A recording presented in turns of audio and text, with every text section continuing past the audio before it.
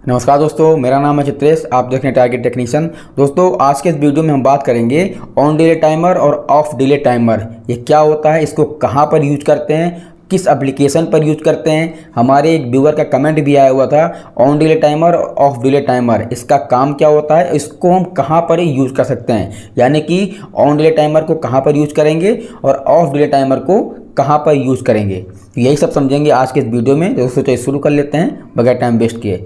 दोस्तों देखिए, on delay timer और ऑफ डिले टाइमर, इसके नाम से ही पता चल पा रहा है कि ऑन डिले टाइमर का क्या काम है, इसका क्या मतलब है, और ऑफ डिले टाइमर का क्या मतलब है। फॉर एग्जांपल, मान लीजिए कि आपके घर में पंखा लगा हुआ है, एलईडी बल्ब लगा हुआ है, या कुछ भी ऐसा इक्विपमेंट लगा हुआ है जिसको आपको ऑन डिले टाइमर के थ्रू चलाना है। अब मान लीजिए कि ऑन डिले टाइमर आपने अपने घर पे लगा रखा है, या फिर किसी कंपनी में आपने लगा रखा है, कोई भी मोटर आप उसे चला रहे हैं, या फिर किसी प्रकार का इक्विपमेंट अगर आप चला रहे हैं, तो उसमें होता क्या है कि आपने घर में अगर स्विच को आपने ऑन किया, अब आप ये चाहते हैं कि जो मेरा फ़ैन है तो वो ऑन करने के 10 सेकंड बाद, 1 मिनट बाद, 2 मिनट बाद, या फिर 10 घंटे बाद फिर वो चले।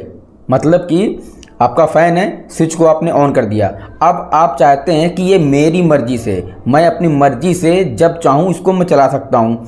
तो आपने स्विच को ऑन कर दिया, और स्विच को ऑन करने के बाद अब आप चाह रहे हैं कि हमारा फ़ैन 1 मिनट बाद चले, स्विच को ऑन करने के 1 मिनट बाद चले।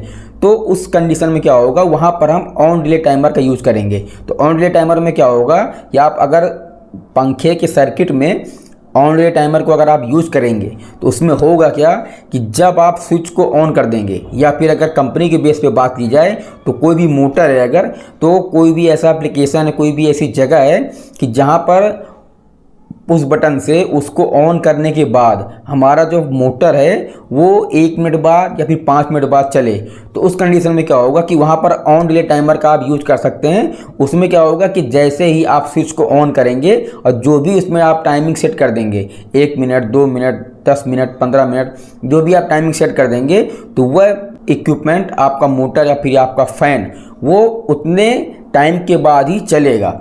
ठीक है, आपने स्विच को ऑन कर दिया, अब आपका स्विच जो है, आपने अगर 10 मिनट का टाइम अगर इसमें आपने सेट किया हुआ है, तो स्विच को ऑन करने के बाद आपका जो मोटर होगा या फिर आपका जो फ़ैन होगा वो 10 मिनट बाद ही चलेगा, उससे पहले नहीं चलेगा। दोस्तों ये तो क्लियर हो गया ऑन डिले टाइमर क्या होता है।